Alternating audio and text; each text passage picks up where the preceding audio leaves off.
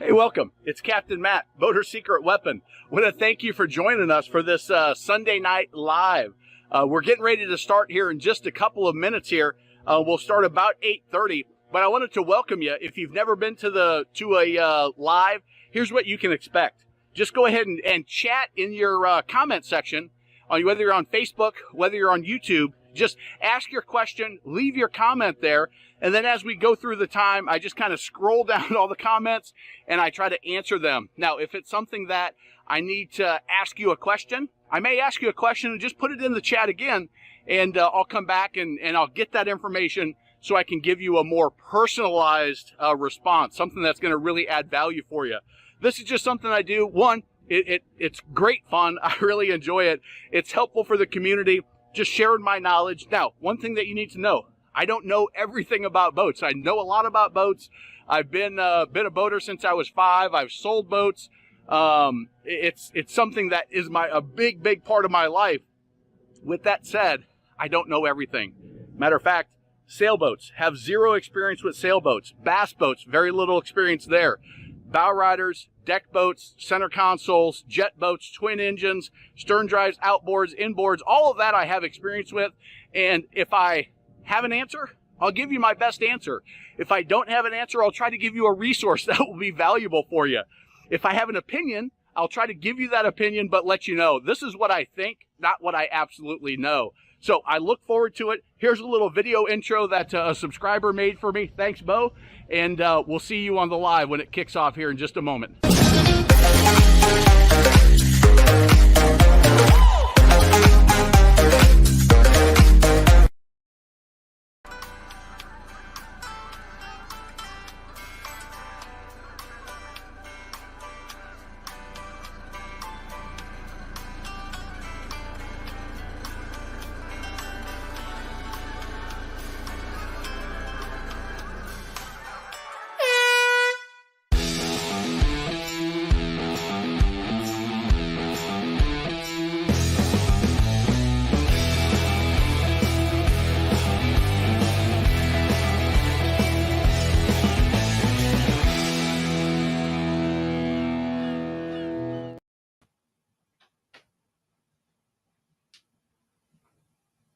Molly, come.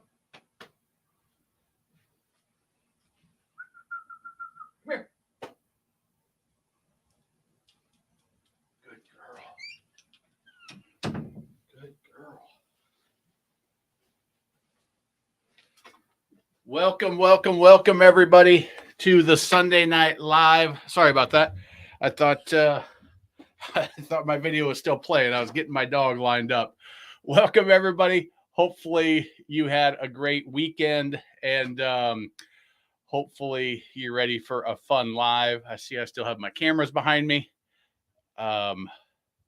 Brock, good to have you. Welcome. Ray from Indiana, good to have you. 211 up in Kentucky, probably maybe out on Lake Cumberland, although I know he's been working a lot more lately and traveling some. Welcome to you. Derek, good to have you. Rob, I think I owe you an apology. I think you showed up last Sunday, and with it being the 4th of July, I don't think I told everybody I wasn't going to be doing it, but I saw you had a comment on the previous week's live. I'm sorry, I'm looking for my mouse. I'm running a little bit off today, but I saw Rob on the on last week, so I apologize to you for there it is. Apologize for wasting your time on a Saturday. I see Charlie Hucks 211. Welcome. Good to have you. Great day on the river. Ended up going 20 miles the wrong direction when I got to lock 3 and not lock 2. Hey, it happens. You know, we call those adventures. You know, you go out and adventure. You never know where you might end up and what might happen. So you got to explore some new areas, and hopefully you're loving. Hux has a Yamaha jet boat up in the Minnesota area, runs on the river up there. Corey, welcome. Good to have you. Got 50 hours on my boat now. So All right. So 211 took delivery of his boat. Oh, we were waiting. I want to say it wasn't until April. Maybe it was March. But that's awesome. I love when we see hours getting put on boats and you're out enjoying them. So that's fantastic. I like to hear it. Let's see. Harold, welcome, Harold. That's a new name. Thanks, Matt. I've got a pontoon boat. Can't get the radio or accessory light working. My tilt and other Roy work fine. Any good resources before I spend $1,000 on mechanic? My first gut reaction, Harold, is probably a fuse somewhere or a loose wire. Tell me a little bit about what year and model of boat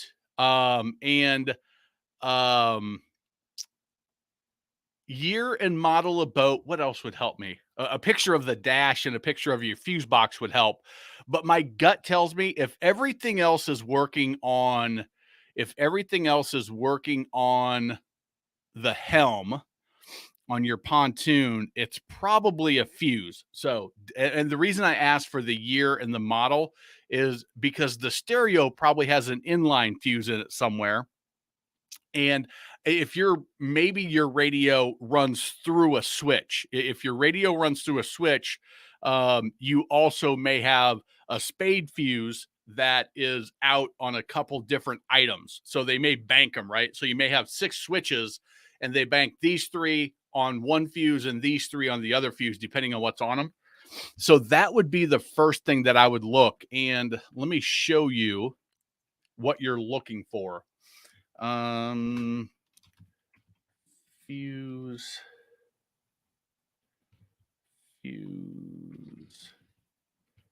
Fuse on a pontoon boat.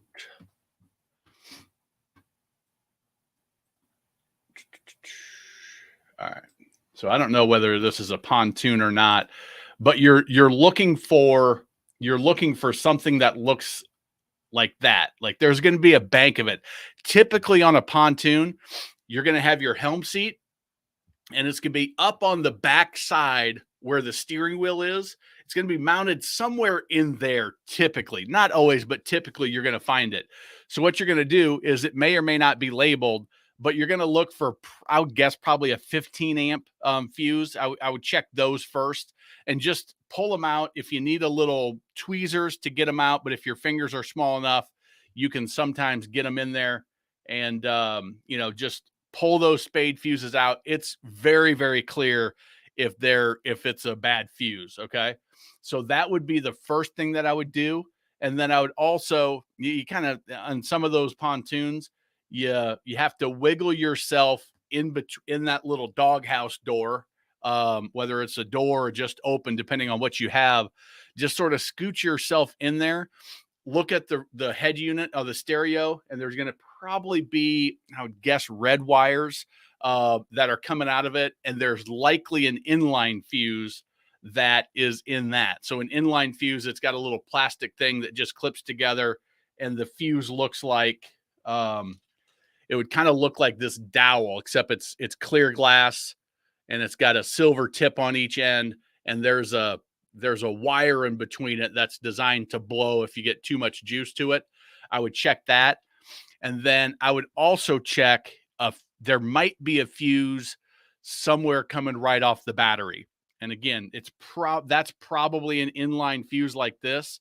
And maybe your radio has a separate run that's off the battery for some of the accessories. Those would be the 3 things I would check to save yourself some mechanical. If it's an easy find, that's, you go buy a pack of those fuses at the AutoZone for, $10, and you got a pack of them that you just keep on the boat. Now, if it continues to happen, then you got a short somewhere that you got to figure out. But we're going to assume that something happened, the fuse blew, and it's not a consistent issue. If it continues to blow, figure out where that issue is, because you might have a short, which could cause a fire, which is not a good thing. All right. Rob, thank you. I appreciate that. You did your own show. There you go. That's good. All right. We got Patrick McAfee. So not the punter. that used to play at West Virginia and played in the pros, I think for the Jets, maybe. Pat McAfee. Welcome. Good to have you here. Finally made it back home from Lake Anna up in Virginia. Took the sportsman up for the family and in-laws to enjoy all week. The fourth ended up towing a tube, knee bowed. Somehow managed to only burn. Let's see what the number is. Only burn less than a half a tank of gas. There you go. That is, I ran my youngest was up in West Virginia with her grandparents. My oldest went a month ago. So my youngest was out of town. And when my oldest was out of town, the youngest got to bring a friend out on the boat with us. So of course my oldest said, I get to bring a friend out on the boat without her. And so we went out, filled up on the lake and put $300 worth of gas in the boat. So that's good when you get off with just a half a tank. Those outboards, man, they are efficient. They are efficient. Now you run them wide open throttle, they'll burn some fuel, but that's awesome. Lake Anna. I don't know Lake Anna either. Let's check that out. Anna, Virginia. You guys know if I like to look at the lakes that people go to or the different bodies of water that people go to. I just think it's kind of interesting to find out what they all look like. So let's see where Brocken is, just north of Richmond. So Brock's out of Charleston. That's a pretty good size. Dammed Up River, it looks like. Yeah, that's the style of lakes I like. I like getting back in those coves and hanging out. Find a big enough one. This might be to do your tubing and skiing off the main channel, off in one of the little fingers where you're maybe even back in this area here if that's a bridge and not a dam, where you're out of the way. You don't need to worry about the traffic. Harold says as long as the guy who went the wrong way got home, yeah. Hey, you gotta get home. The good thing about the river is if you go the wrong way, you just got to turn back around, and you'll find it. So that what we used to do when we boated I grew up in Nebraska, and when we boated on the Missouri River, we would always go upriver for hour, 2 hours, whatever it was, and then sandbar, hang out, cook some burgers on the grill. And then we would just float back down, let the current take us. And that way we had an easy run back, was just a nice slow float. Unless you needed to get back, you could then get on it. Awesome. That sounds like a great weekend, Brock.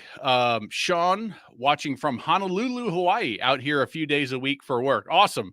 That is very nice. A place I have never been and never boated, but we do have a couple of clients that bought the best boat captain that were out in Honolulu, or not in Honolulu necessarily, but in Hawaii. That's a different style of boating out there, I think, with very little protected harbors, but beautiful. I'm sure. The other day went from Wolf Creek Dam to Burnside Island, just south of Somerset, Kentucky. So that's Lake Cumberland, is where 211 is. And Lake Cumberland is a big long lake. So let's see here if we can Wolf Creek Dam.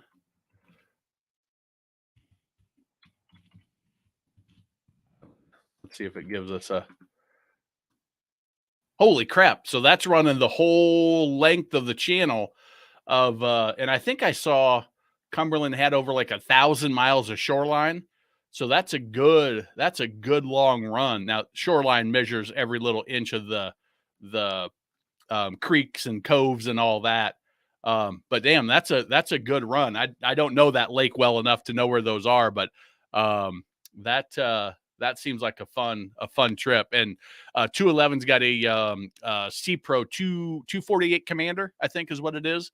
A Sea Pro center console. So that's a good running boat for that lake. Can't say the same for the truck. $200 towing it. Yeah, that I don't know if you go through the mountains getting up there, but you may hit a little bit of it. the gas, the people that say boating is an inexpensive hobby, don't pay for gas or have somebody else covering that portion of it. But that is part of the game, but it's fun. 96 Backstrasher, change all the fuses last year. I would go back and look at the fuses, because Harold, it strikes me as a wiring issue somewhere, and maybe a bad wire. Maybe, if you replaced all the fuses last year, was that just a preventative things, or was that a fuse blew?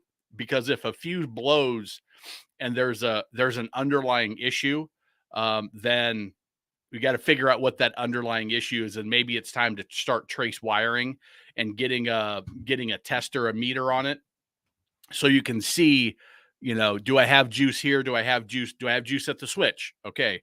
Do I have juice at the unit? Okay. Do I have juice at this fuse point? And start diagnosing it that way. That's starting to get out of my expertise level. If I was doing it myself, I could kind of stumble my way through it probably, but explaining somebody else how to do it is, I don't understand it that well. So maybe there's somebody in the comments that can. And I was pretty excited the other day. I got an email from Aaron at Born Again Boating, an awesome YouTube channel. If you haven't watched it, Harold, this may be one that is worth you checking out. He's been doing it for a long time. Over 200,000 subscribers, over 42 million views since 2017. And he's an actual technician down in Florida. And he does tech video. He does educational videos, same style as mine, but his are better produced because he actually films him doing the work. And because he's a technician, he actually gets into, repowering engines and doing services and diagnosing things. And you might be able to find something good on there. 260 videos. There's likely something about diagnosing and tracing wires. So it might be worth checking out for you. Yes, agreed. Smiles per gallon. That's the way you got to measure it for sure. Yeah. Okay. Good. Let's see. 211 miles per gallon is right. At least I have the quiet car by myself. There's something to be said for, I used to think it really funny. My, when I was selling boats, the owner of the company, he's since sold off to MarineMax and just does special projects for them, but he would drive without the radio on. So anytime I was, going to a boat show with him or going down to sales training, whatever, he never had the radio on, and I didn't get it until I had kids. And then I was like, oh yeah, I'm riding around with the radio when I need just some peace and quiet. You just need silence sometimes. And with kids, it's a hot commodity. So driving in your car without the radio and nice and quiet is enjoyable. Got my 11-year-old good at taking. There you go. Get some video while you're out on the boat. My other half not like cruisers because I jumped their wakes. I don't know if you've seen 211. Let's see. Did I put this video out yet or not?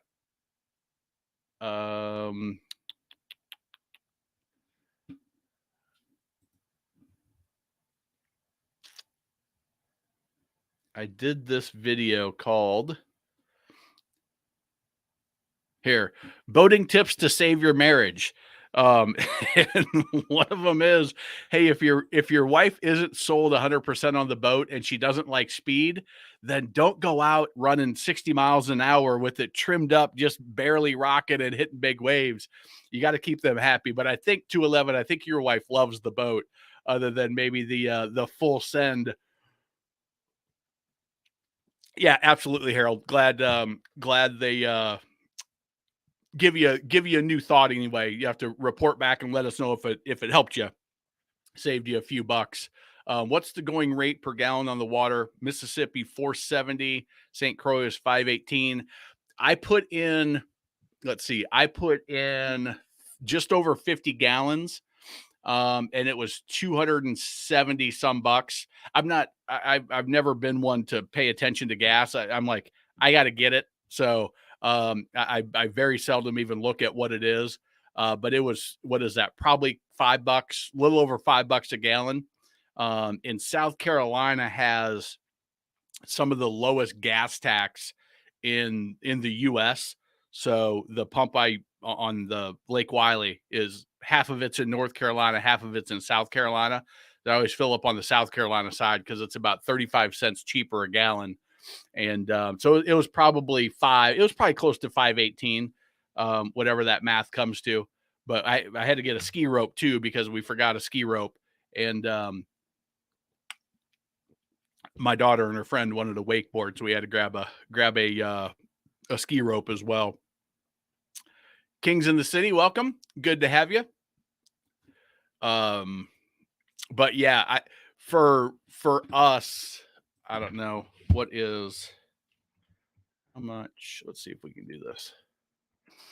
How much is gas in South Carolina? So yeah, 350 is what mid grade is, and we at the marine I was at, they pump Valtex Rec 90, 100% gasoline. So that's probably, maybe 375 on land. So yeah, you pay a premium. You pay a premium on the water for sure. Was definitely the only center comp slip on that lake. Almost every other boat was a pontoon, wake boat, bass boat, stuck up by the state park. Couldn't get under the bridge. Oh yeah, 589 on the water in Virginia. That'll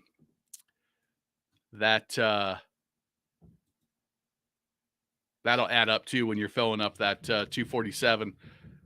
Oh, what the heck? Hang on 1 second. I got to go do something. I got some serious banging going on.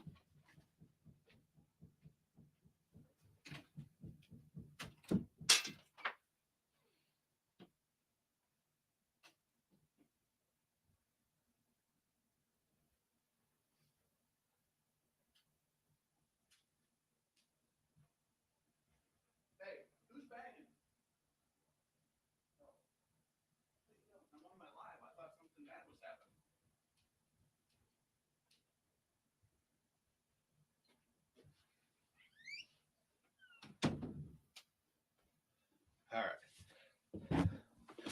Sorry about that. My kids just got home from getting ice cream with their aunt, and who came over for dinner tonight, and they decided they should be banging on something. I thought I was here by myself, and there was something bad going on. Savvy Symbiote, welcome. Good to have you. Sorry for ducking out there. Dwayne McLedden, welcome. New name. I was looking at a 2021 Bennington SFX center tune. Goes 3/4 of the way. Max horsepower is 115. That sounds right so far. Center tune going max, not full tri-tune to me. Well, it's not. They make a tri-tune that does go the full length.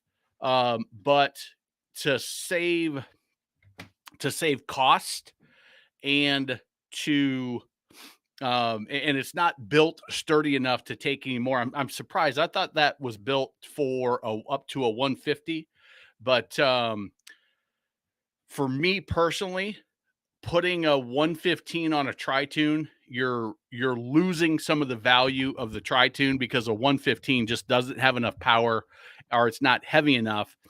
With one exception, if you are putting a ton of weight on the boat, then that third tune. This is my youngest. She just got back from West Virginia. Hello. Hey, come on, don't be rude. That is very rude. Not cool. Sorry about that.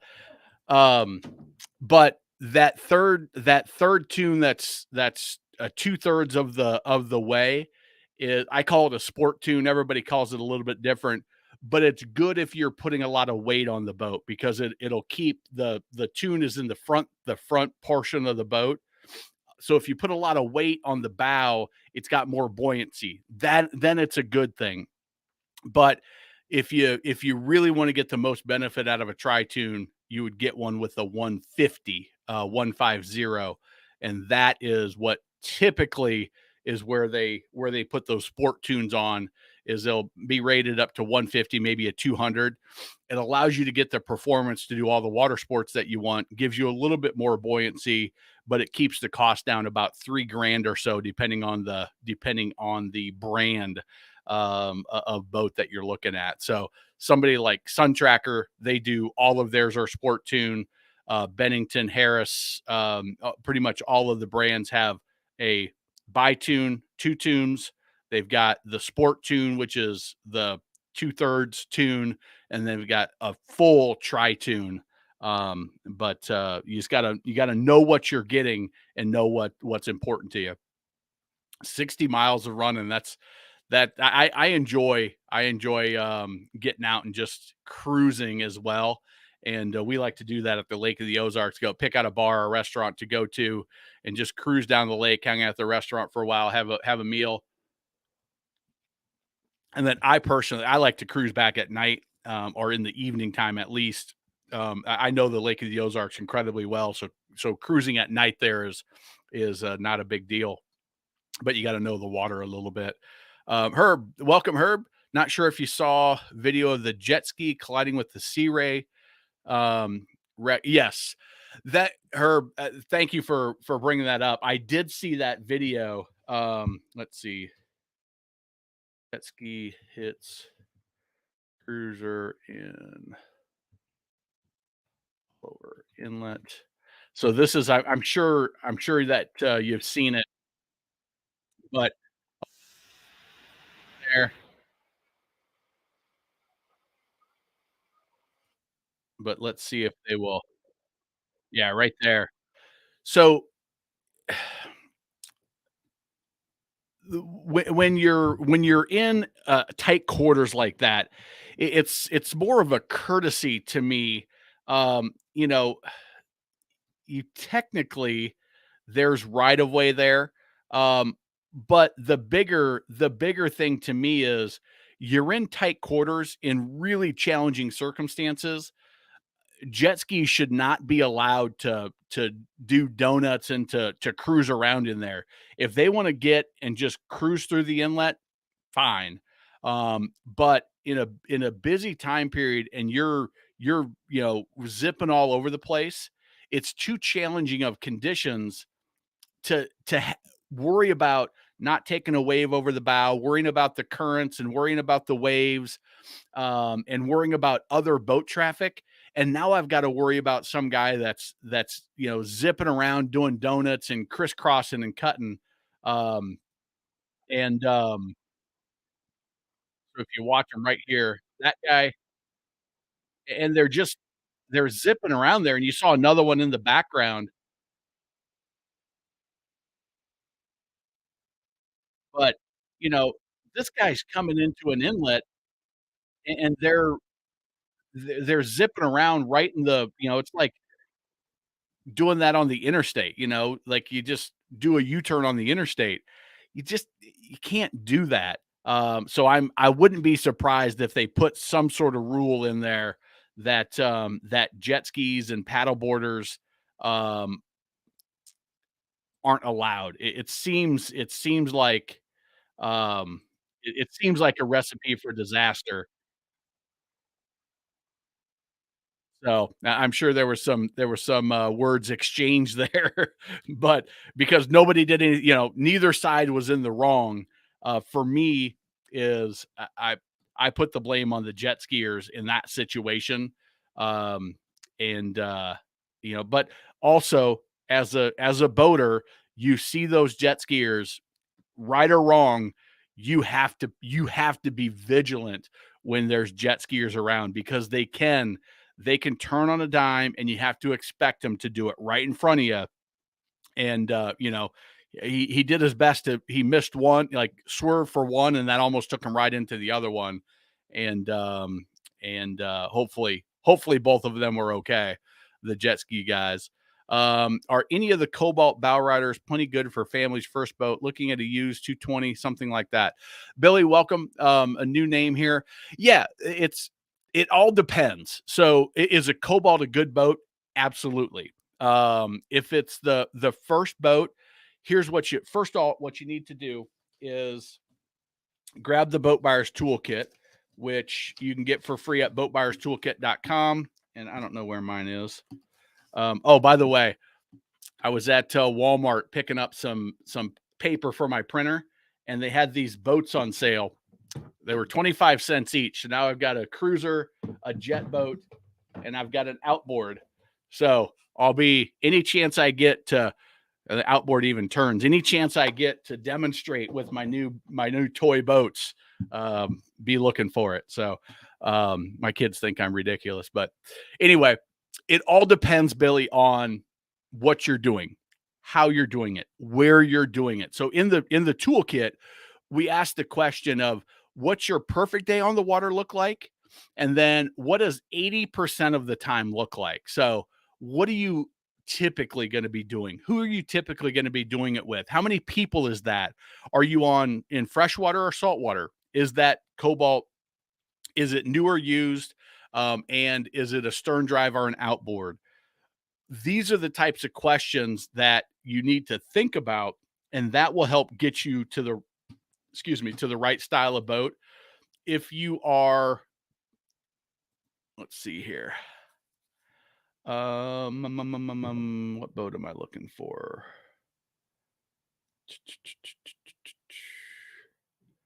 So I would watch this playlist, Advice for First Time Boat Buyers.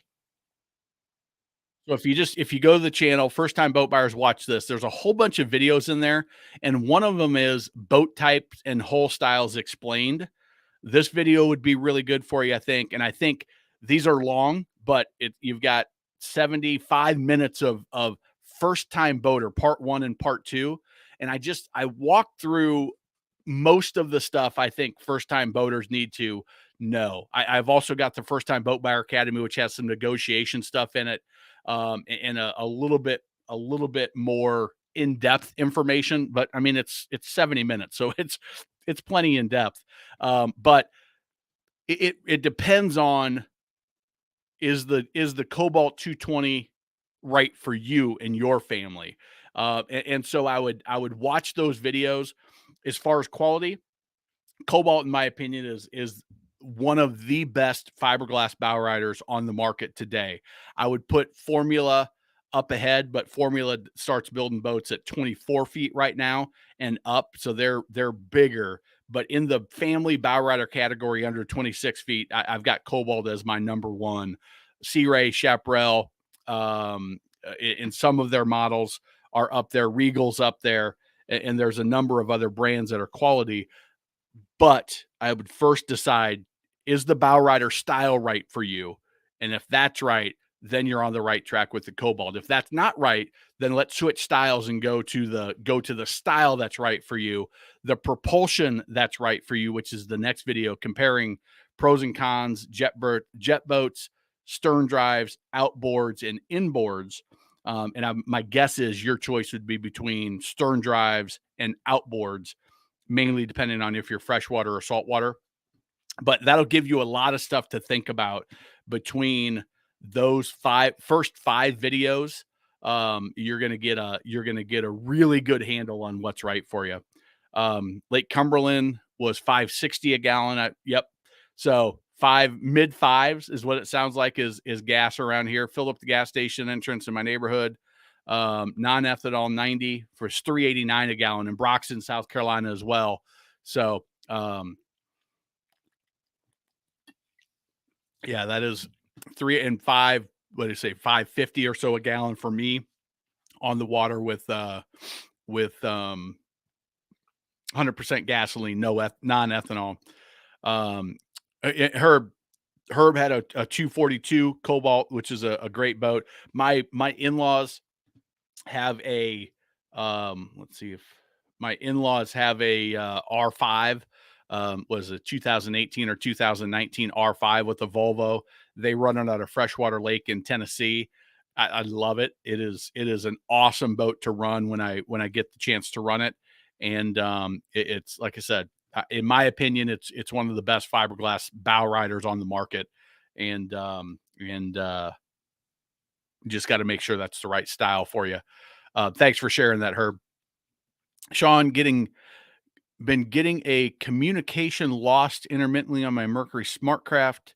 RPM drops, comes back to normal after a minute or so. 8 seconds, 8.1 on a 250 Dancer. Okay, so Sean, you're up on Norris Lake, right? I think getting a communication lost intermittently on the Smartcraft on a 05.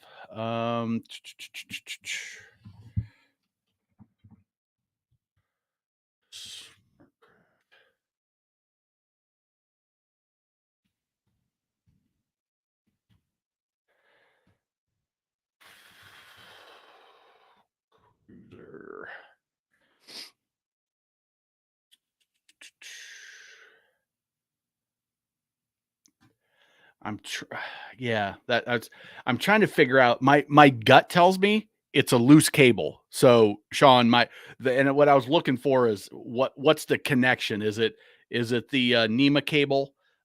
So what I would probably do, and let's see, on that Dancer, I don't know how you access the helm. Um, but there's going to be one end at the motor, and there's going to be one end on your helm. Uh, Access to helm on 2005 Seaway 340 Dancer, and I think that's accessible in the cabin. You shut the door to the cabin, and but there's some of those that the helm flips up. I don't remember. I don't remember for sure on this one. Yeah. Okay. So there's an access panel down in the cabin. Let's see if we can get a cabin shot. And then I don't even know where to begin. Here we go. So Sean, if you look, give me the right. There we go. This is the view I want. So if you see where that TV is, I believe I'm not 100%, but I believe you can pull that panel and you can access the wiring to the helm from there. I believe that's how it is. On some of them, the helm flips down, like you release something. But when I look at that helm, that's not. Maybe you pull that, but either way, figure out how to get access to the SmartCraft gauge. And I would almost guarantee that it's going to be a loose cable, a faulty cable, a bent pin somehow or another. Something got bent or corroded. You're in fresh water though, so the corrosion, and depending on where the boat came from, but that would be where I would start. Is I would probably start with the cabling, and as I say it, it's much more likely that it's the cabling in the engine compartment that you were changing the oil and you bumped it or you hit it. But I don't know where. You'd have to go to your owner's manual to figure out where that cable enters on the engines. And I don't have that. I don't have that insight for you.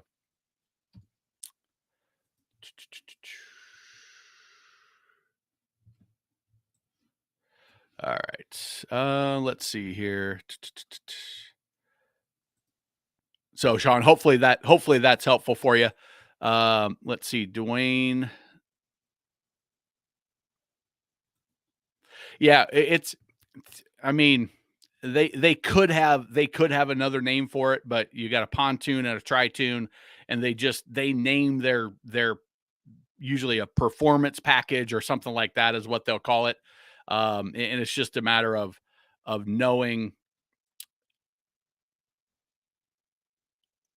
what the manufacturer calls it, so that because some people don't realize it. So in my pontoon videos, I make it a point to say there's a sport tune and there's a full tri-tune. Full tri-tunes are the best in terms of it gives you more structural support, gives you more buoyancy. The frame is more rigid, but you don't need it necessarily unless you're on a crazy busy lake. You really, really need that perfectly smooth ride. For me, the value, if you're going to put 6, 8 people on it, you're probably okay. And you don't need the 400 horsepower. You can get away with the sport tune and save yourself 3-4 grand on most of the models. And if you're putting a 115 on it, that's, you definitely don't need it for structural support. You would just need it for buoyancy. Yeah, my youngest one just got back, and so she's a little amped up to be back in, and she spent the week with grandparents. So no rules. There was, it was, she had pancake tacos for breakfast one morning, which are strawberry pancakes with whipped cream and chocolate chips. So that's where she's coming from. We got to get her reeled back into reality now. Yeah. So, okay. So if you're trying to stay under 60,000, you're going to be looking pre-owned. So yeah, Billy, Cobalt is certainly one brand to look at, but this is what I tell everybody when they're looking pre-owned, is it's the brand is important. So if you like premium level, be on that top tier, but the condition of the specific boat that you're looking at is more important than the brand. Now, going from a Cobalt to a Tahoe, you're probably, if you're thinking Cobalt, you're probably not going to be happy with the Tahoe or Bayliner, just level of quality and level of finish. But you probably would be happy with Cobalt, Sea Ray, Regal, Chaparral. If you can find a formula that fits that budget in your size range. I don't know what they made in that size range, or that year, but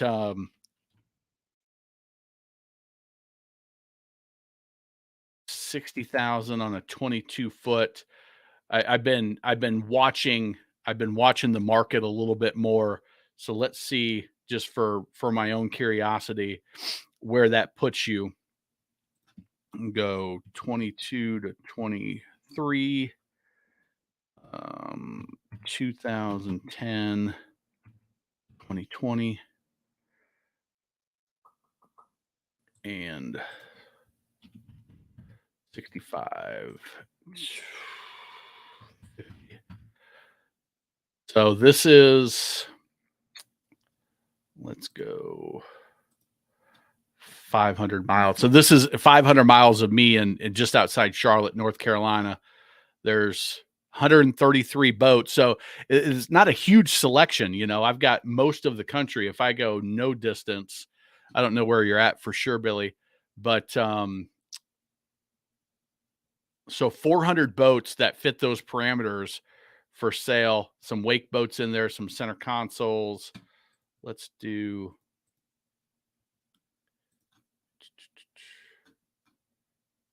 whole type.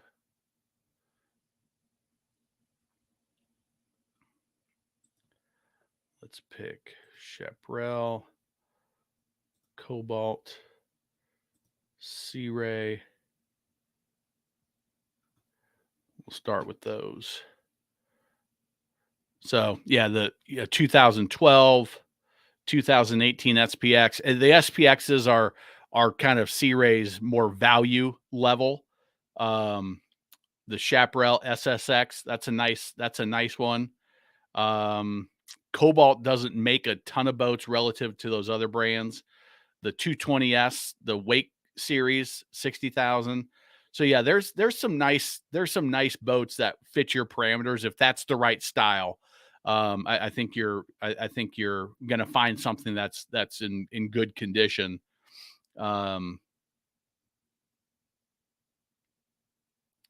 And if you need a trailer or not, that's, some of those boats won't have trailers, but a trailer for that boat's going to be 6 to 7 grand if you need a trailer and it doesn't have one. So keep that in mind as well. How do we have 23 people watching and only 6 likes? Yeah, Slow-Mo, that's a good question. Let's get some more likes on there. I appreciate that. 28 people now. We're moving on up. Tony, hey Tony. New Tri-Tune out last week. Educated first-time guest on safety, conduct on board, towing them, had no issues, and everyone had a great time. That's awesome. And Tony, I think Tony did the best pontoon captain program. Your name's ringing a bell. I think you and I maybe emailed back and forth, or maybe you were on last week. Or a couple weeks ago, I don't remember, but that name is ringing a bell. I love it. That, and giving that, if you've got, I did it the other day. We were out. My daughter brought a friend along. She'd never been on a boat before. I do it regardless because I've got my rules. I've got my way of boating, and when I'm running the boat, we do it my way. And just so that there's no confusion. But my daughter's 12. And so her 12-year-old little friend she was a little bit nervous. She wanted to wakeboard. She wanted a tube. But just cruising up to the lake, it was, all right, here's the rules is you have to wear your life jacket at all time. Don't ask to take them off. When we got to the boat, you've got to be sitting down. Don't get up unless you ask me. If you ask me and I say it's okay, make sure you keep one hand on the boat for balance. Don't just jump in the water. I'll tell you when you can get in the water once we've stopped and I've got the anchor out. And if I ask you to do something, I need you to do it for me right away. Like, if I'm setting the anchor, they like to set up in the bow. Hey, I need you to move to the back so I can get the anchor out. And so you just go through all that stuff up front with your guests, especially your non-boating guests, and it avoid those silly mistakes that they just don't know. I told her, remember, we're on a boat, and that if a wave come by, that boat's going to be rocking. And we were on a 240 Sea Ray Sun Deck, and it would have never dawned on her if she's getting ready to jump off the boat, and there's a kind of an anchor locker area that's a little bit lower that they were jumping off up in the bow. And if she didn't realize that and a wave was coming, she would have just fallen off and potentially knocked her head on that hard fiberglass. But having that with your non-boating guests, or even your boating guests that may not know your style or know it different, just give them a quick little rundown of what you expect from them. And my big one that I tell is when we come up to the dock, stay seated, hands in the boat. Don't reach, don't move, don't rock the boat while I'm trying to put it where it needs to be. But especially don't reach outside the boat, because when that boat hits a piling, if your arm is in between there, your arm's getting crushed and there's nothing anybody can do about it. And you're not strong enough. My mother-in-law did it one time. We were coming up to their dock and we were going to bump up against the piling just nice and gently. But she put her arms out, and it was in a position that if it had been a little bit faster, she could have easily broken her arm. I'm like, listen, the fenders are out. We're going to be okay. Don't get in the habit of doing that, because they're newer to boating, so they don't come in always as smooth as you would like. And it's real easy to get something crushed or something hurt when you start reaching outside the boat. So just go through that. That's awesome. I love that you did that, Tony. Don't be afraid to go a few years older. Engine was maintained. Yeah. The maintenance of the engine is definitely important.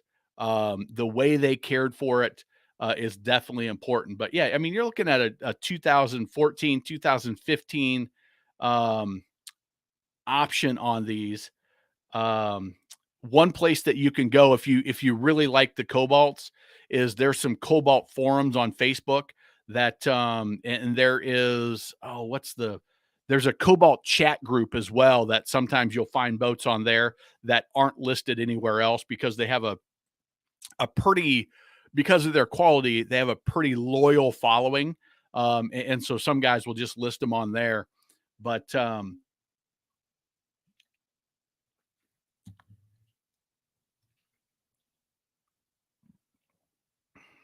Yeah. So there's some good looking options for you. There's one right in my neck of the woods. Um, Kings in the City 22 pontoon at a dealership. They refuse to drop the price. They have a bunch of 23s in stock. 24 is coming. What would be the reason they won't drop the price? Well, the reason is they've already got them marked down as low as they're going to go. So here's the deal is, and I talk about this in my MSRP video. There is, let's see if I can find it. It's called The Truth About MSRP.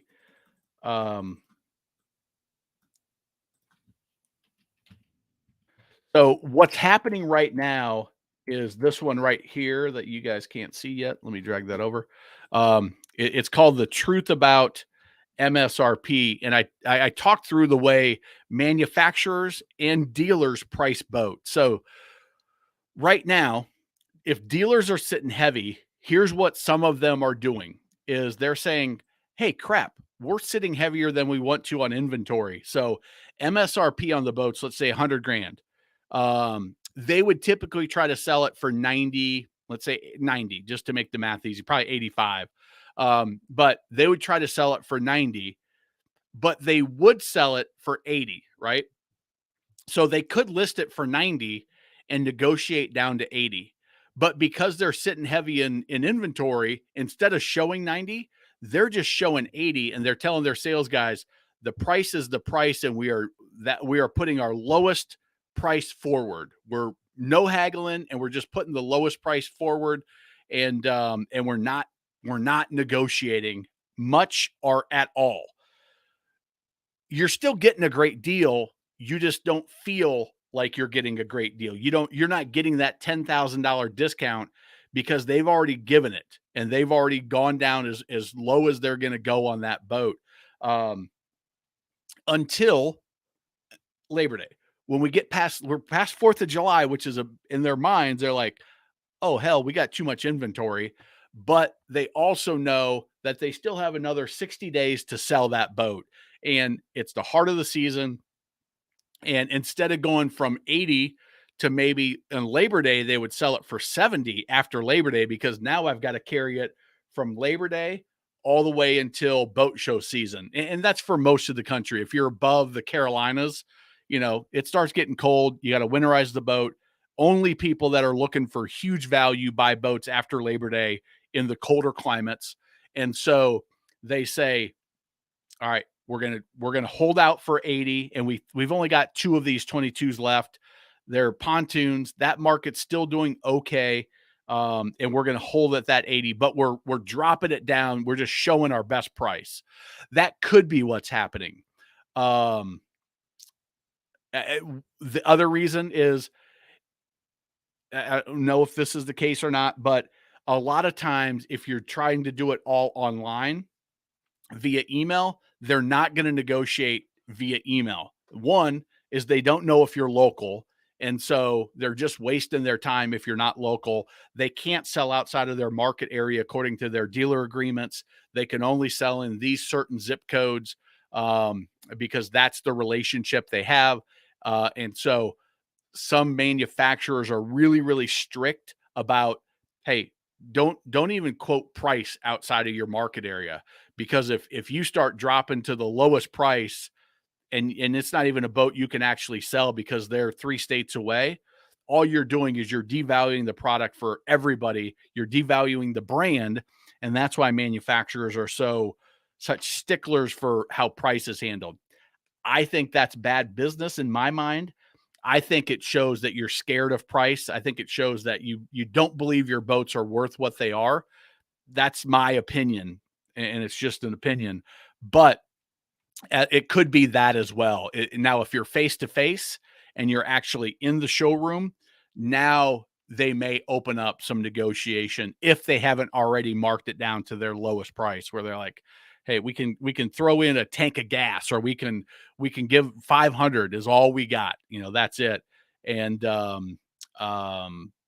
it could be either of those two things. So I'm curious if it's a dealer that you were in person, and having these conversations, or if it was all via email and maybe a phone call. Agree. The 150, yeah, 150 I think is a fantastic option. Tony, was that you that asked about a 150 versus a 200? Maybe that was the email conversation we had. I don't remember, but your name's ringing a bell for some reason. These guys that sell their boats on the side of the road, what are the interested buyers' do's and don'ts when evaluating these kind of used boats? It's really savvy. It's really the same. The one other thing that I would add is I would definitely be more cautious of, do they own the boat? Like, I need to see title. I need to see the registration. I need to see the loan payoff if there's a loan. And I need to see your identification. I need to see your driver's license. And I need all of those to match up perfectly. That would be the one thing that I would add, because everything else, it's the boat, right? It's the boat that you're buying. Doesn't, if it's a dealer, if it's a broker, if it's off Craigslist, if it's off Facebook, if it's off Boat Trader, or if it's off the side of the road, I'm still inspecting the boat as a boat. Is this boat solid? Is this engine well maintained? Is this engine good? And I'm going to sea trial it, right? That's with any boat. If it's at a dealer, there's recourse. That dealer, if they sell a boat that they don't have the right to sell, there's recourse. I can legally go after them and I can get my money back. If it's a broker, I can legally go after them and there's precedent that I can get the money back. It's a little bit more challenging because they don't have, for most brokers, they might not have much in the form of assets to go after. A dealership's got inventory. They've got a building probably that they own. They've got land. They've got bank accounts, they've got lines of credit. And so there's the recourse is easier to, hey, somebody says, hey, legally you have to pay them. They've got the funds to pay you. A broker, you can say legally you got to pay them. And they're like, okay, we filed bankruptcy, and they walk away and they start a new brokerage tomorrow under a new name, and they're good to go. The private seller, they have an issue with the titling. They're gone in the wind. You don't know where they're going to be. So that would be the one thing that I would be a little bit more cautious about. And I actually, now that I mentioned that, Craigslist, I did this video on how to buy a boat off Craigslist.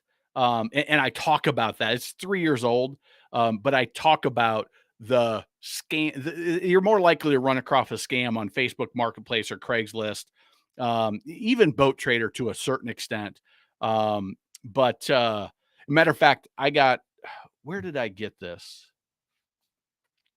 Maybe it was in my research for the used boat pricing where I came across one that was clearly, it was a boat that was like a 15 Montauk Boston Whaler. That was $1,200. It was in my area. And then when you looked, it was listed in like 100 cities, a ridiculously low price. It just didn't sit right. And when you start looking into it, it got worse and worse and worse. You're likely to find more of that stuff on Facebook Marketplace and on Craigslist, because they're inexpensive or free to post. But when you inspect the boat, you're looking at the same stuff. Let's see, King, likely because past experience teaches them that they can still get full price eventually minus. Yeah. There's still people buying boats. I mean, it has slowed down 100%. I mean, in my market report, when did we do the last one? Let's see here. A month ago. So the last one was a month ago, and there's still boats being sold. It's slowed down, inventory starting to build, but if you saw it, Mastercraft laid off 300 people last week. Taiga laid off people in January. They were already laying off people. Manufacturers are scaling back and saying, okay, our orders aren't coming in. Inventory is, like you said, they've got 2022 still on the lot. 2023s are there. 2024s are coming out in mid to late August. We got too much inventory, so they're adjusting their assets, and they're scaling back production. They're saying, okay, instead of building 700 boats, 1,000 boats, 500 boats, we're going to scale that back by 20-30%, and we're going to lay off some of the workforces. Instead of running 3 lines of boats, we're going to just run 2 lines of boats in their production. We're going to leave that one for overflow. If we need to open it, we can bring these furloughed workers back. But if not, we're cutting our costs, and we're keeping the value of the boats up there by limiting supply, right? And that's a game that they make these decisions every year about this time, based on demand, based on inventory levels. What are we going to do? How many boats do we think we need to build? Dealers, how many boats do you think you want? And they come up with their game plan. Seeing more drones becoming part of the boating experience. I'm seeing more boaters fiddling around with them when they're on their boats, but it's not it's still a very, very, very small percentage, because they may have a drone, but it's scary to take your drone out over the water, especially if you're on the boat. If you're on land, okay, but if you're on the boat, you've got to be pretty skilled at handling it. And there are more than one boat at the bottom of the drink because they couldn't get back to the boat. They were going to catch it in their hand, and the sensors on those drones, when you're bobbing and weaving on the waves on the boat, the drone doesn't like that. They're not just going to land on your hand like they typically would. You got to go up and kind of grab it, and that works sometimes, and sometimes it doesn't. Looking at a 2017 and newer Cobalt Chaparral, yeah, that you're good. Just follow the inspection steps. Make sure you demo that boat. Get that on the water and run it, Billy. Run that boat through its paces. A good 20-30 minutes on the water, going through all the maneuvers that we talk about in the how to demo a boat. That's going to be critical. But those are 2 quality brands for sure. Let's see. We had a jet ski cut us off when I was towing my wife on the knee board. He had the whole lake to go. Yeah. There is, what's that video? Boat through. See if I can find this. Idiot cuts between boater and tuber. This video freaks me out. I am a very aware driver. And I would say let's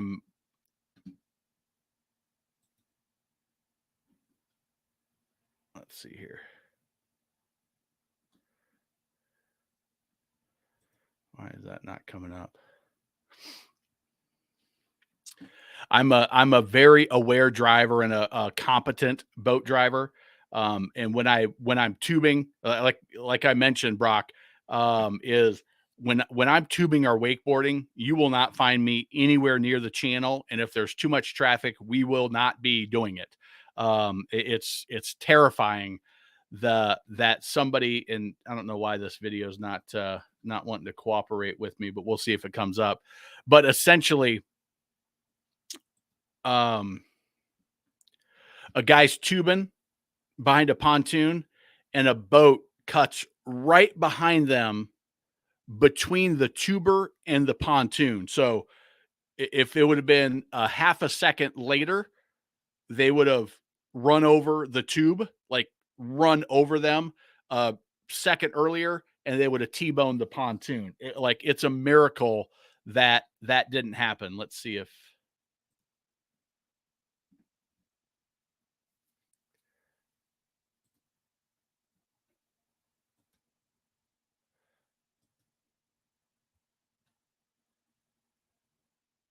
this might. Oh yeah, there it is. So, and it's a center console pulling, and a pontoon that goes through. You can see it right there.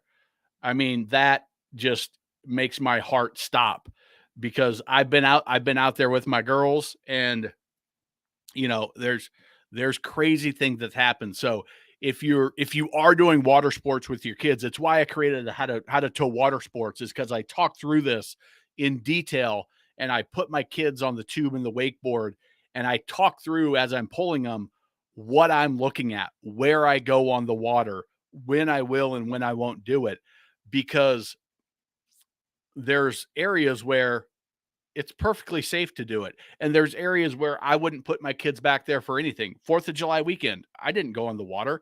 I like to go on a Tuesday afternoon. That's when we went. We went Thursday afternoon, got some Jersey Mike subs and packed up the cooler and went out till I think we got home at midnight that night. But Thursday, you got the whole lake to yourself, and it's nice and quiet, and that allows you to find a quiet area to tube and to wakeboard.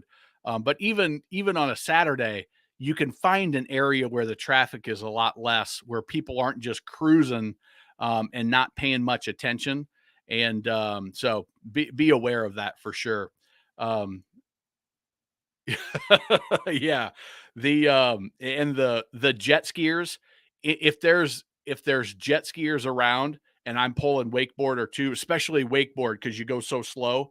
My kids are barely 100 pounds now, and so you go so slow that it's like the perfect tempting wake for every jet skier to come and want to jump it.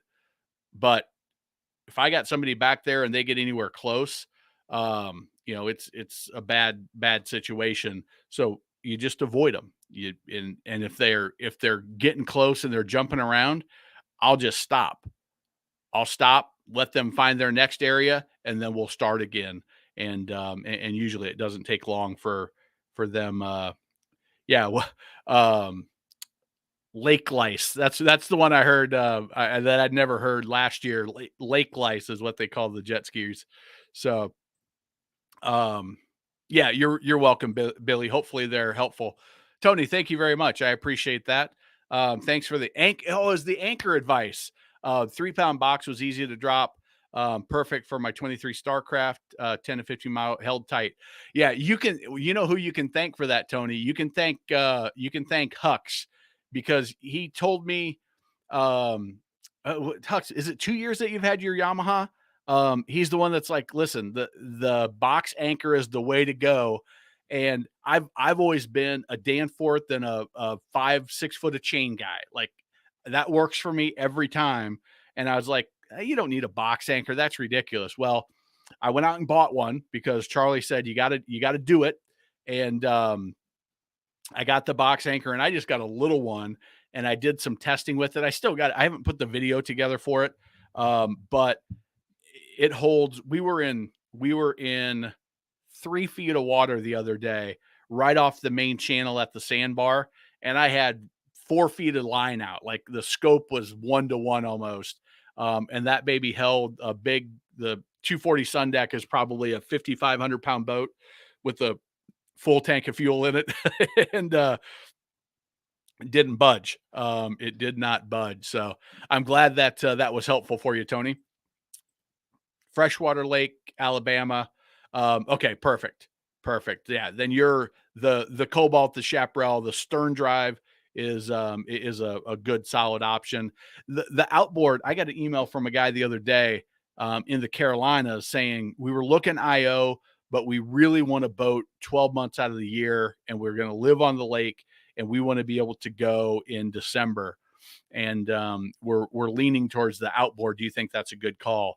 And in that case, I think it certainly is. But I love, especially the Cobalt, and in your age range, the Cobalt with that flip down step is, you can't do it with an outboard, and it's so nice to sit anchored out, and you can get on and off real easy. You can just sit on that step, be in the water, nice and cool, and it's a really nice design. Okay, that's interesting that it was in person. I would have to guess that it is there. That's our price. That's our price, and they've already marked it way down. That would be my guess. Matt, you and I talked about whether or not a new old stock Yamaha was a common practice. Okay. I knew there was something. Your name was dinging in my head, and usually I usually I can put it together. Boat Trader has scam artists too. Was talking to a guy with the Key West. Said he was in New York. All the pictures he posted, palm trees in the background. Last time I checked, there are any palm trees in New York. Yeah, it is. That's true. There's scam artists everywhere. You've got to be on the lookout. Tried to get him to go to the boat. Video chat me before a plane ticket. Yes, you put them on the spot, and you make you look for some clues that the where they say they are and the numbers on the boat don't add up. The background doesn't add up. You ask them to do something, and it, they can't show you another picture of the boat. That's because they don't ever had access to the boat and they just stole the pictures online. That's funny. Let's see, Harold. Any good places to look for replacement stickers? What replacement stickers are you talking about? The stickers for the Sun Tracker stickers?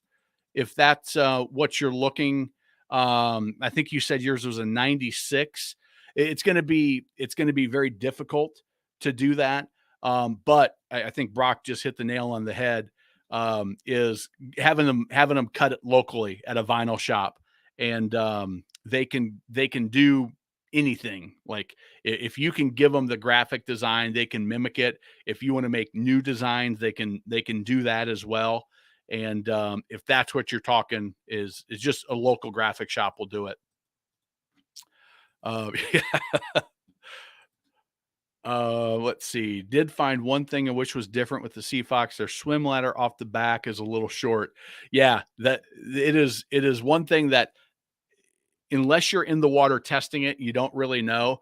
But a lot of the center consoles, they don't have super deep swim ladders. Because let's see, let me see what that one looks like. It's a 248 Commander.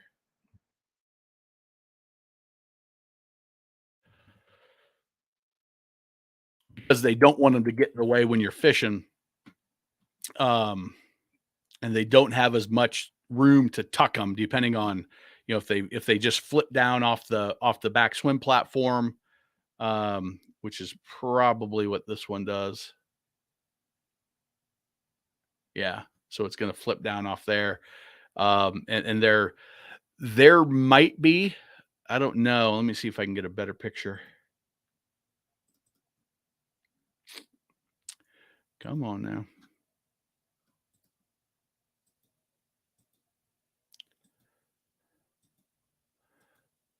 If it's a 2 or 3 step, there might be a replacement ladder you could put on there that's a 3 or a 4 step and give you one more, 8 inches, 10 inches down. But I'm not finding the image that is going to get me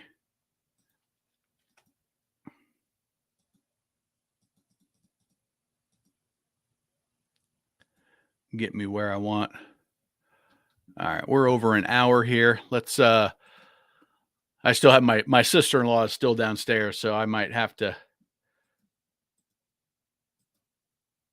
Nope. All right. I couldn't find the picture I want, but that's a 3 rung. Yeah, you might be able to find a 4 if you call up your dealer.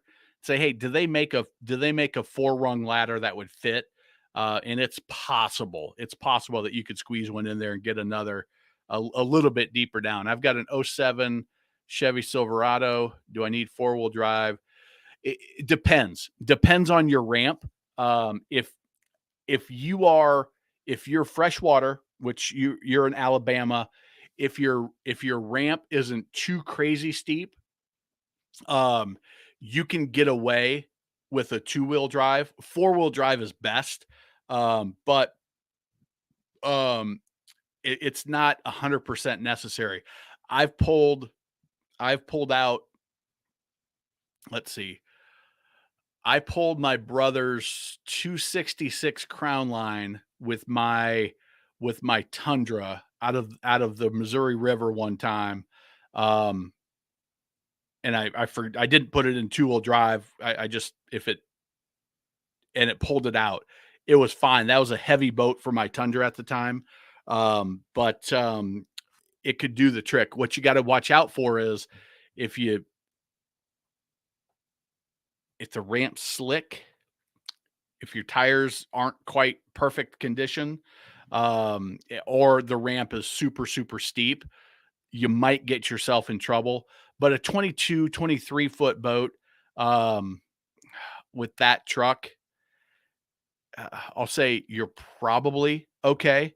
But it really, I would say it depends on the ramp. It depends on the ramp for sure. Let's see here. Same way. Yeah. I think, and most of those ladders, it's because they've got that small little swim step that they can fold them into, and they want to have a little bit more spot for a foot versus where it flips down. But let's see. Let me do some research, because I wouldn't be too surprised if they make something that that would clip onto that last step to get you another one. Ohio Ford fan. Thank you, Matt, for all the advice. I'm back on the water after 25 years break. Pull the trigger on a Sea Ray 240 overnighter and love it. That's awesome. Congratulations, Ohio fan. And I'm glad you found value with what we do here, the channel, and all the information. It is. And I meant to show, let me see if I can do this real quick.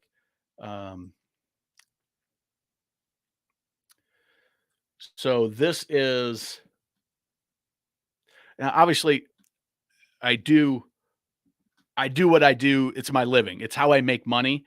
And, but I try to deliver as much value as I can. But this is, let me see if I can find the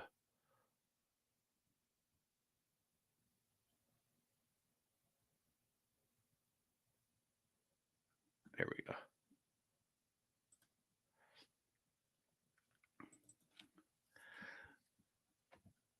This video speaks volumes about why I love this so much. This is my daughter and her friend, 12-year-old, two 12-year-old little girls jumping off the bow of the boat. And you can see what I was talking about that. This is the sun deck at the sandbar, sun going down. They've been giggling and talking, and they were on the tube. They were on the tube for like 45 minutes in two different sessions. And they were jibber jabbering and talking the whole time and smiling and so much fun. Is this, to me, is what boating's all about in my stage of life right now. My sister-in-law was out with us. Let's see, where's a good picture of my wife and I?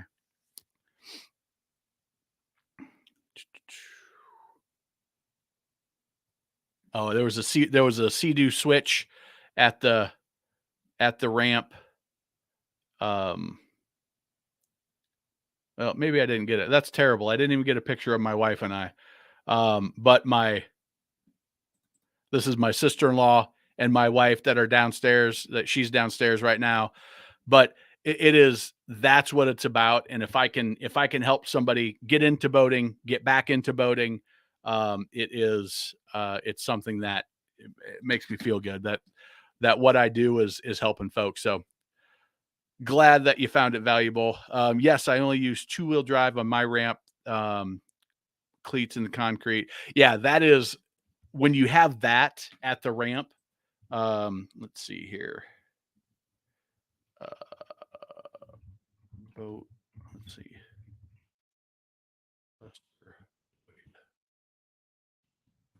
I don't know if there's going to be a good picture of the ramp itself.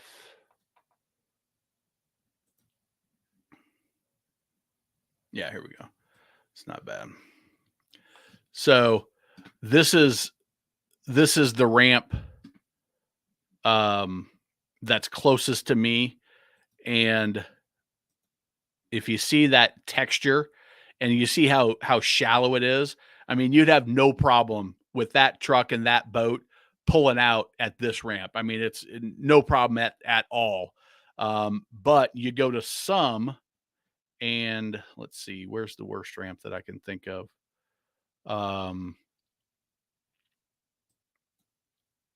There's some that are just the angle, and they don't have the texture, or the textures is pretty minimal. It can be much more challenging. When's the best month to buy a boat? The cheapest MSRP, old price, Yamaha jet boat is specific. Okay, so the answer would be after Labor Day. So on the here's Daniel. Here is the timing that you need to know, and I talk about it in the MSRP. But I'm going to give you a caveat about Yamaha is after Labor Day, the new 2024 models on Yamaha start coming out towards the end of August. Okay. They're building them right now, and they'll start shipping them to dealers towards the end of August. So if they have a 2022 in stock after Labor Day, and it partly depends on where you're at, but at the end of Labor Day, demand drops. If you're in the South, Florida, Gulf Coast, Texas, Alabama, if you're in some of the southern states that you really can boat 12 months out of the year, they don't see quite that steep drop off. Cruiser market is a little different. Cruiser market heats up in the fall. I'm not sure why, but that's a reality. But for that boat, if you were to walk into a dealership in a cold climate, and you walked in November or December, and you said, I would like to buy that Yamaha AR 240, whatever model it is that you want, and they've got a 2022 or even a 2023 in stock, there's a chance that you can negotiate a little bit. Now, here's the thing about Yamaha is Yamaha does market value pricing, nationally advertised pricing, whatever you want to call it, Yamaha boats, which means that they give the pricing to their dealers, and they say, dealers, this is what you'll sell the boat for. Now you can, let's just do an AR 22 AR, build and price. They are going to give the exact price as built, $54,899. Now the dealer's going to add dealer prep and delivery to that. Yamaha, I don't know how strict they are, but they'll limit those amounts, right? So they can only, it used to be you could only put like 1789 for dealer prep, because they do, when the boats come in, you've got to put the battery in, you got to put the bimini together. You've got to put some of the seats together, depending on the model. And there's some work that needs to be done to get that boat water ready. It's not much, but it's something that is pretty customary for the dealer to add. So there's not any there's not an MSRP, but we're going to sell it at this price. It's the price is the price is the price. With the exception of in the wintertime, they can say, we've got to discount this, but it's not common practice to discount Yamahas. And that's been for 20 years. That wasn't just during the pandemic. During the pandemic, they were so short on jet boats that not only were they really inflating the dealer prep, but they were also adding, in my mind, some other nonsense fees on there, because Yamaha kept their price what they did. They didn't jack up their price crazy amounts. But that's going to be the best time to buy, is to walk in when there's snow on the ground and say, I want that boat. And I'm going to finance it through you. So you can, whether you're going to pay cash or not, this is a video that I need to make, but I'm going to finance it through you. And if you want to pay cash, just pay it off after 3 months. The dealer will make money on the financing, and that will allow them to potentially, discount the boat more. 3 months of financing at 7% is going to be $200 or whatever it is. You're going to get a bigger discount, or just pay it off right away, and the dealer will lose all that money, but they may not be happy with you. Regardless, that's going to be the best time to do it, to get the best price. Now, if it's a 2024, don't expect them to discount it much because now they've got the whole year to sell that boat. And Yamaha is still, there's some that they overproduced. Yamaha, because they had production issues, they don't have a lot of inventory in the dealer market, I don't believe. So just keep that in mind as well. And remember to do buy from your local dealer. You'll be glad you did. Two-wheel drive should be fine unless you have a ramp shaded by trees. Oh yeah, with the moss, when they get wet, the algae sticks to them. Slick, no matter what tires you got on. Yeah, that's a great point. Moss and seaweed, if you're in at the coast, are the enemy. Let's see here. Good point. Saltwater ramps very slick with the growth. Yep. Um, awesome. Let me know on that. Ken just got an email from Marine Max talking about a boat shoe. Didn't know they had them this late in the season. I'm assuming that's boat show. Yeah, here's Ken. This is common practice in the marine industry. Is hey, if you got too much inventory, you have a boat show, and it may not even be we got too much inventory. It's just it's a great way to sell boats. A boat show is a great way to sell boats. So sometimes a dealer will say, "Hey, we're going to go to this offsite location and we're going to have a Marine Max only boat show or an ABC boat dealer boat show. We may do it on the water, which will attract a lot of people. Maybe people just walking around that will see us and do it at a restaurant or somewhere where there's dock space at a marina. We may do it at a parking lot.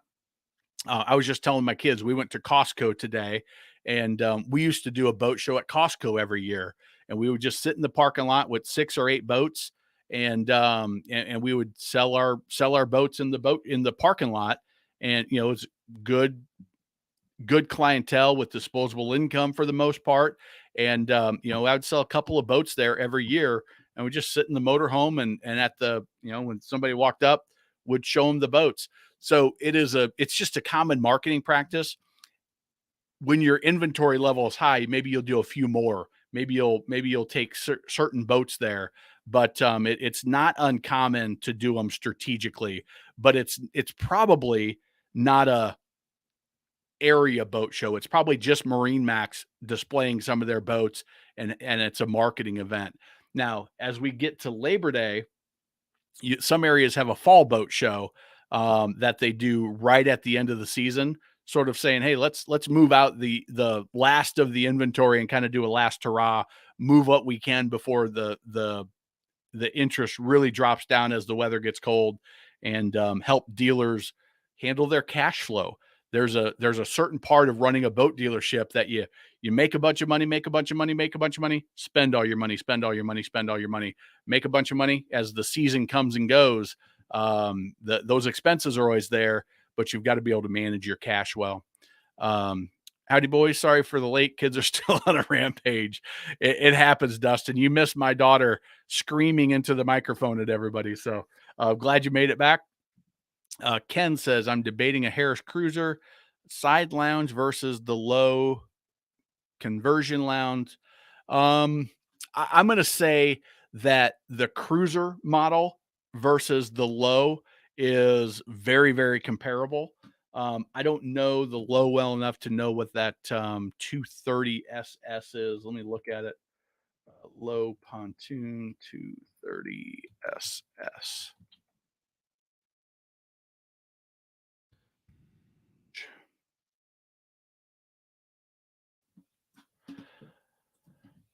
All right, so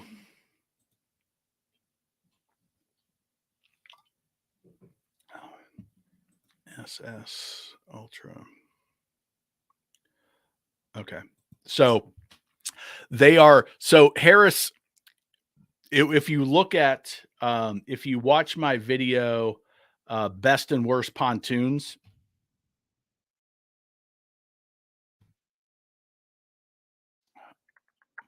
This video right here, if you can see it, best and worst pontoons. I go through and I rate all of the I rate all of the 41 pontoon manufacturers.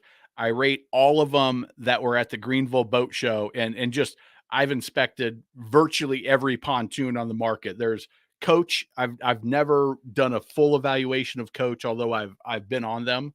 And there's one, the Massimo Marine. I've never had the opportunity to inspect one at all. And there's one other one, uh, Legend and Landau, are two other ones that I haven't had, but every other one I've inspected in person and flipped through it, gone through it in detail.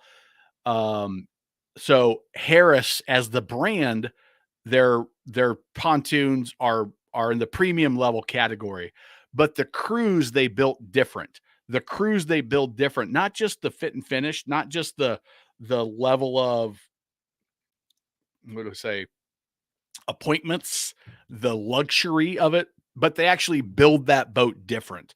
It's a scaled down version. That boat I put in the mid tier category, which is where low would be. And if you look, the SS is the retreat's the highest, the ultra is the lowest level. That SS is on the higher end. So I'm going to put the cruise and the low almost equal. Okay. Now, this is, and I talk about this in the video, is the way I would make the decision on which boat I would buy would be based on the quality of the dealer. If I like if I like both boats, I like the layouts, I would say quality level, they're so close that the deciding factor would be which dealer do I think is gonna give me the best ownership experience? Because that's gonna be more valuable to you over the next 5 years versus the slight difference in quality between those two particular boats. And you know, the Harris may be better in this one respect, the Low may be better in this other respect. But if you were to weight it all, it would be so close that the dealer is the factor that is going to be most important to how happy you are with your purchase decision after the fact. So that's what I would default to. Um, yes, Daniel, you're very welcome. Glad to have you join us. Tony, thanks for joining, and thank you for the contribution. That is always appreciated. And thank you for that. Ken, thank you. Think I watched all your pontoon videos. Happy you came out. The update 23 value pontoons, much appreciated. You're very welcome. I need to go and put together a new best and worst, and I need to do that for all the boat types, because this one is 2 years old, 2.5 years old at this point. There's some new models that are out. There's some changes that are being made. We're through the pandemic, so I can actually go see them again. There was a point where I couldn't find them to inspect them. So anyway, all right, we're at an hour and a half. This has been a good one. Thank you guys for joining me.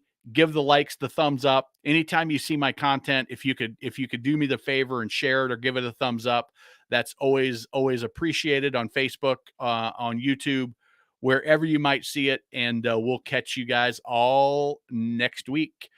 Take care, everybody.